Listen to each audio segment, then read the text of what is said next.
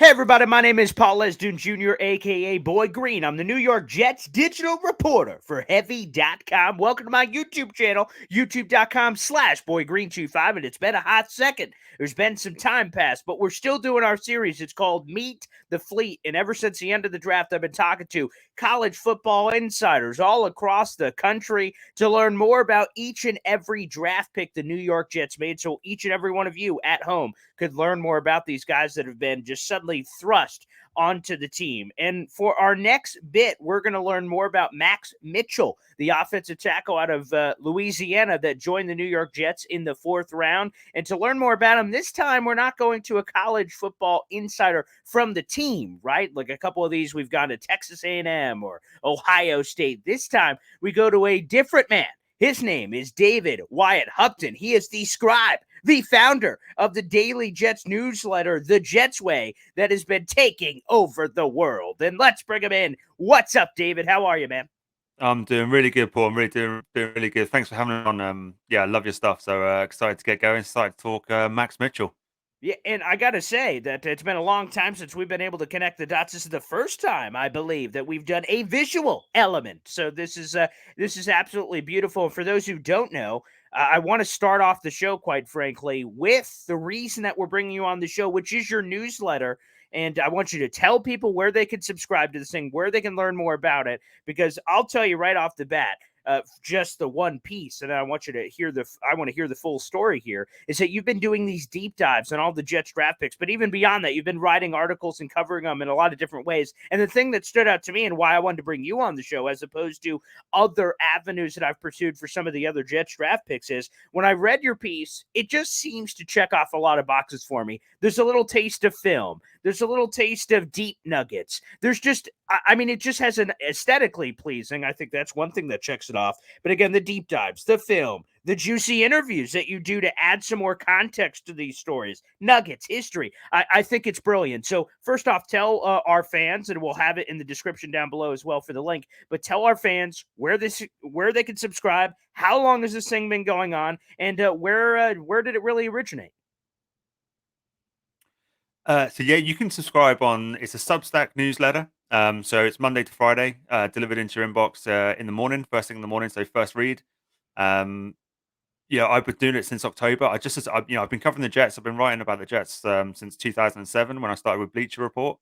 Went over to SB Nation. Now doing a little bit of Jets X Factor, and I just decided I wanted to do my own thing. I want to just try my own thing. It's completely free, so I don't ask for any subscription or anything like that. I do it because I love it, and that's the whole purpose of it. And yeah, the deep dives are probably my personal favorite. I'm a history grad, so I enjoy research. That's what I like to do. I love talking to the coaches, either their college coaches or their high school coaches, just to get an idea of these guys from people who have spent considerable time with them. So, yeah, you can subscribe on Substack. You go to my Twitter. It's the link in there, and like Paul said, it'll be in the description below. So, yeah, every subscriber is appreciated. And by the way, what's that handle there on Twitter? It's D Wyatt-Hupton, I think. Yeah, I need to and check. by the way, yeah, you should, because guess what? We're joined by royalty here, Mister 10K Fresh on the old Twitter. Look at those 10,000. I mean, congratulations, David. That's quite a milestone, my friend. Yeah, I appreciate it. I mean, it took a long time to get on. I've been on there since 2009. So I was kind of stuck on 6,000 for about 6 years. So Yeah. yeah, I'm glad to be hitting that 10K. All right, let's dive into Max Mitchell here, and he's an interesting guy. And I believe or I believe David, excuse me, that Max is a Louisiana boy, born and raised. He is indeed. Yeah, he's a Monroe boy. So yeah, born and raised Louisiana, stayed close to home pretty much his entire career. So New York's a little bit different for him. It's going Yeah, to be a little bit different for Max. Yeah, I bet so. Let me ask you this, because sometimes when we hear these kind of stories, not that Louisiana isn't a populous state, I mean, it cranks out talent all the time, but was he one of those classic cases of big fish, small pond? He was an obviously talented guy that was just in a very small pond that it was just clear as day that Max Mitchell was always going to be an NFL guy. Was that the case here with Max? Do you know what? It wasn't, and I don't watch a massive amount of high school football, so I actually contacted his coach, who's now the principal at Neville. And for everyone who knows Louisiana kind of high school football, Neville's a powerhouse. Yeah. They're a 12-time state champion. They get to the championship game every other year. So And I asked him, I said, was it clear that Max Mitchell was going to go play Division One and he was going to make it to league? And he said, no, not really. You could tell there was certain athletic traits there. You could tell that, he had potential, but it never became really obvious until the second year he was at Louisiana. And Louisiana's offensive line coach, Rob Sale, was actually a Neville graduate, so he knew the school and he recruited him. And Rob Sale called up his high school coach and said, "Listen, Max is going to the NFL," and that was in his second year at Louisiana. But before that point, even Max in one of his interviews said, "I didn't know that was a possibility until the second, third year in college." So it wasn't necessarily maybe a late bloomer, you know, maybe he's one of those guys, but I don't think it was ever obvious in high school that he had Division One talent. He really didn't get recruited by many schools. Louisiana was kind of his only Division One recruit. He had a lot of local kind of sub schools, but he flourished at Louisiana. I mean, that's where he did his growing was at Louisiana. He wasn't one of these kind of Garrett Wilson. You knew Garrett Wilson in high school. He was going to make it to the NFL. He Yeah. wasn't one of those guys. So yeah, it's a great story. Great story about persistence as well in Louisiana. And I mean, to ask the obvious question, room, what the heck clicked? What changed from this guy that they're kind of like, well, maybe there's something here, and all of a sudden, booyah, something at Louisiana in the latter years all of a sudden clicked, and now he ends up being a NFL draft pick. What happened? Yeah, I mean, he's always had the athletic ability. He's always been quite fast. You read any report through high school for his first years at Louisiana, they always say, he has quick feet. He gets out well. He mirrors well. But it was only after kind of first offseason, after his freshman year, that he really started to put on some mass. So he put on quite a lot of bulk. He got into some good weight programs. Obviously, he's working with Rob Zale, who was the Giants' offensive line coach last year, now offensive coordinator at Florida with the Gators. So he had good people around him. And I think, after his freshman year, Rob Sale kind of got in his ear and convinced him that if he wanted it, the NFL was a possibility. That's when that second year came on. And so, he switched. He spent a lot of time on the right side of the line over the second portion of his career in Louisiana. Sale moved him over there. It was only part time to begin with, but then he said, "You look so much better on the right hand side. We're going to keep you there." And I think, although he did fill in at left and right, and he filled in at guard as well a little bit, once he moved to right tackle, you could tell that was his home. That's where he'll likely do the most damage in the NFL level. So I think everything just came together. Everything, he had the right people around him. He had the right attitude, the right motivation. And Louisiana's offensive line in college football was one of the best over the last 3-4 years. I mean, they ranked top 10 pretty much every single year. Yeah, they're doing something right over there. All right, everybody, make sure you stop what you're doing, like the video, hit subscribe down below for great New York Jets content, and join apparently the amazing army of people that have followed David Wyatt-Hupton on Twitter. He's fantastic, over 10K. I mean, I go to bed at night with the old goal line there on the wall. I'm like, I want to be 10th. I want to be like David Wyatt-Hupton. People looking down at the shoe and say, I want to be like Michael Jordan. I want to be like David Wyatt-Hupton, baby, before I go to bed at night. So let's keep this train rolling here. You mentioned a little bit of that versatility. Is he just a right tackle? Could he play left? Could he play guard? Maybe even center. I've heard he took a couple of those snaps during the kind of off-season processes he was looking. Should we pigeonhole him at one spot, or do you believe ultimately he could be a versatile piece? I think he's 100% a versatile piece because of that athleticism.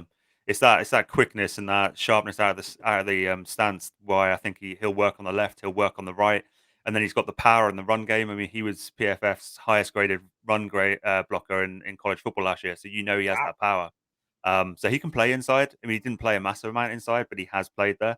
And I spoke to his high school coach, and they said, well, "Hey, he never took snaps at center for us, but if we'd have asked him to, he would have done a good job there." So he's just one of these guys that I think he's quite a team first person. That's what everyone said. He's a team first. If you asked him to play wide receiver, he'd go and do it because that's the kind of guy he is. So I think he'll definitely play right and left. I think he has the ability to do that. I think tackle is where he will end up the majority of the time. But in a pinch, if you put him inside, do I think he'd do a good job? Absolutely, absolutely. I think he'd do a great job across the whole line. So really versatile piece for the Jets and someone we probably need. So with the tackle situation, it's going to be quite interesting. I'm not necessarily sure he's ready right now. There is some inconsistencies on tape. There's a reason why he fell to the fourth. Um, so I hope Becton and Fant stay healthy to start the year. But midway through the season, he looks so much better at the Senior Bowl after a week of coaching. So get him a whole off season. I think he's gonna be just fine. That's a beautiful segue, Dave. It's like you've done this sort of thing before. That's where I wanted to go. Is he a guy that can compete right away? A guy that, again, because right now, we're going to get to this in a minute, but, Mekhi Becton and George Fant are the starters at offensive tackle, one way or another. Again, we'll get to that in a minute. But is Max Mitchell a guy that can immediately step in and start pushing one or the other? Or is it more realistic that he's a developmental piece? This year's almost a quasi redshirt year, and he's just going to develop, learn the NFL game, strength and conditioning program, and then maybe 2023 is realistically where he could compete, or can he compete right from the get-go? I think 2023 is the realistic expectation. I think if you put him in there, if he has to play this year, I think he'll do a good job. He will have to do some learning on the job. There will be some issues, there will be some inconsistencies, but he's the kind of player you think he would grasp it quite quickly. He's obviously a very intelligent guy. Everyone spoke about his intelligence, being able to play multiple positions in college. Um, but for Zach Wilson, for the Jets, for our kind of 22 aspirations, I think it'd be better if he is a red shirt this year. Um, that's only Fant stays healthy, Becton stays healthy. The Jets are a better team in 2022. But in 2023, one whole season behind him, strength and conditioning, the technical elements of playing offensive line. I mean, the good thing about him is his hand placement is already excellent. I mean, that's one thing that absolutely you read any scouting report, everyone agrees his hand placement is Mm. is really consistent, it's really good. And that's one of the elements that a lot of linemen have to learn when they come into the league.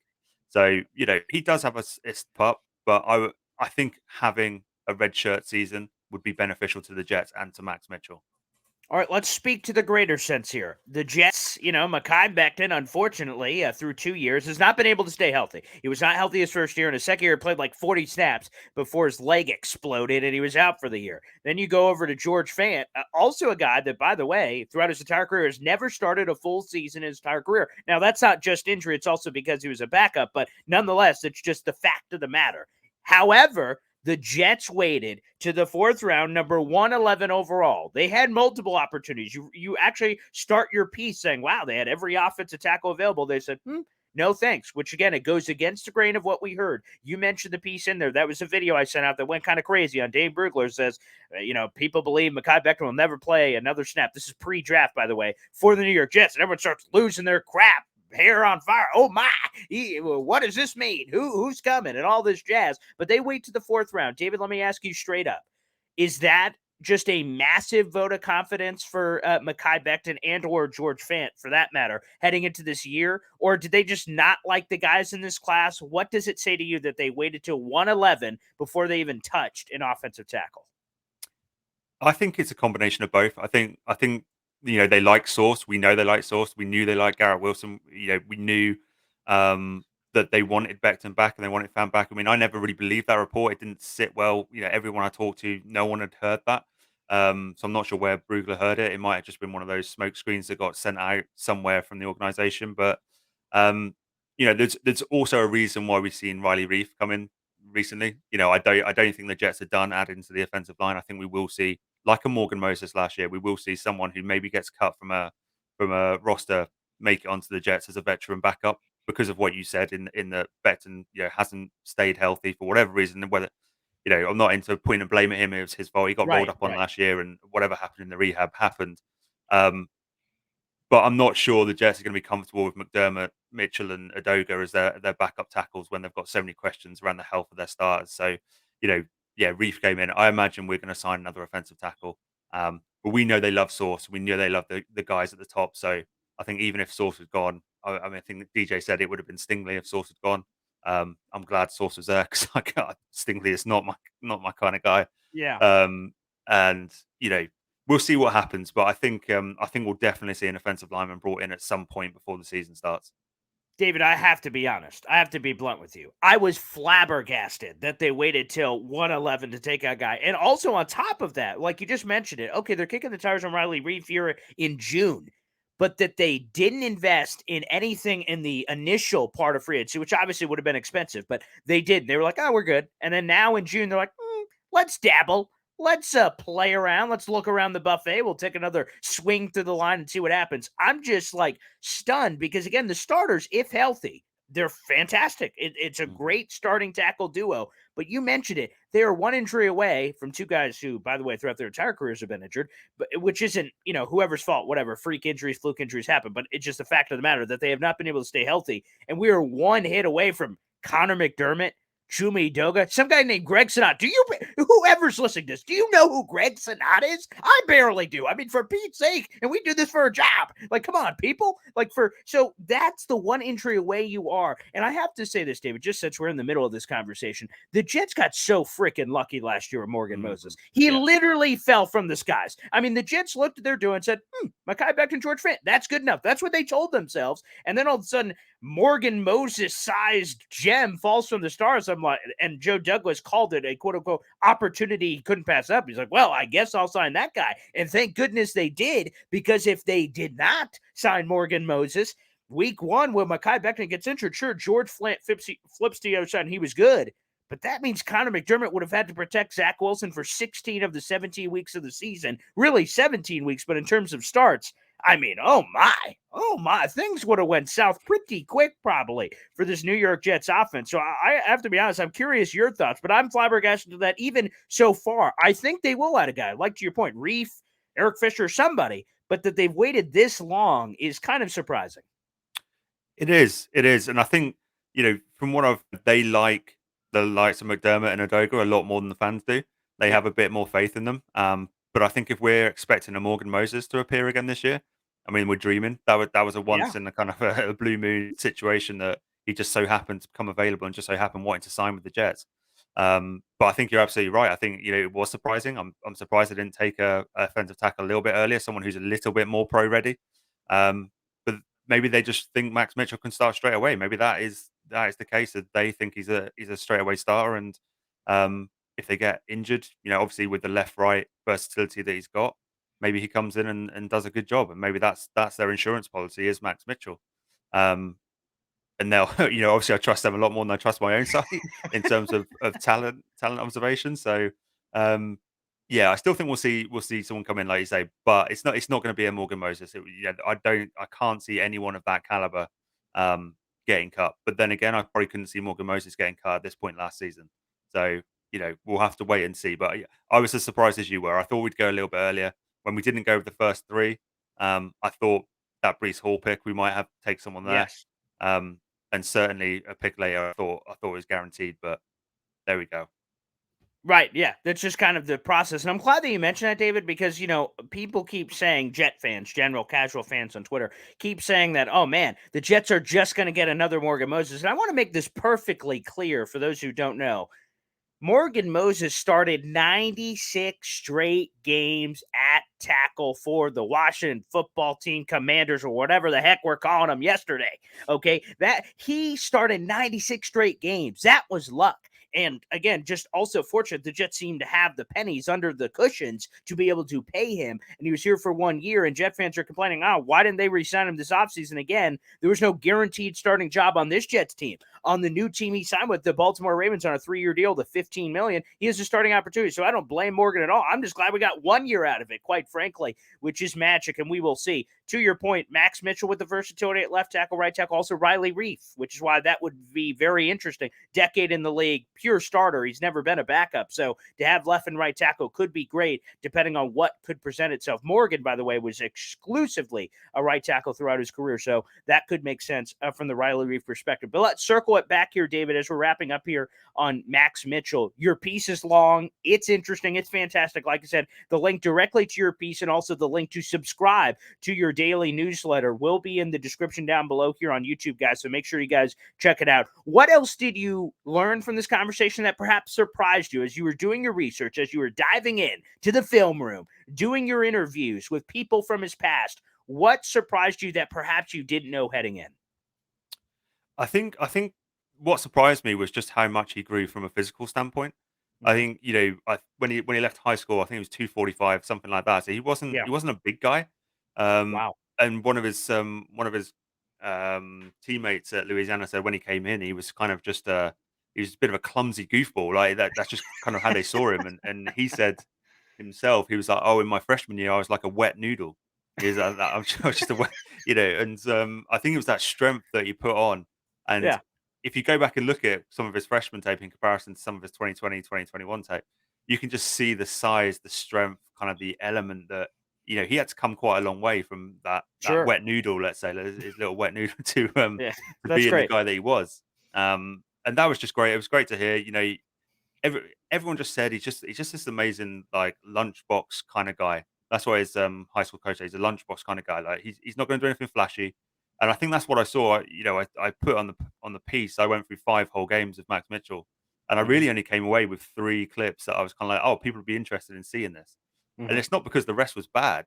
It was just that he was just so dependable and Mm. almost boring. He was quite a boring person to watch, but that's great with an offensive lineman. I don't necessarily Yeah. want my lineman to be reaching and trying to scramble after, edge rushers. He just kept it in front of him. Really dependable, really reliable, just did his job. And that's a really good thing for a lineman.